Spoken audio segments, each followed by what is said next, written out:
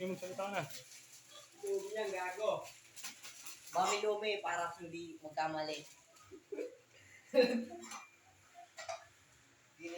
Sinasakot siya na po dito. Tama ba yung niloto mo?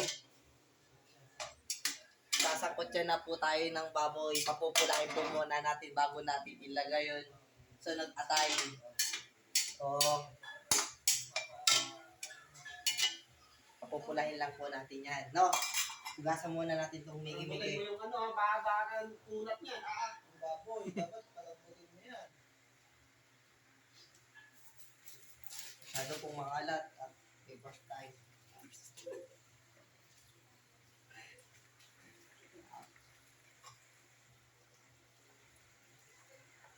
Putol-putulin mo yan, baka...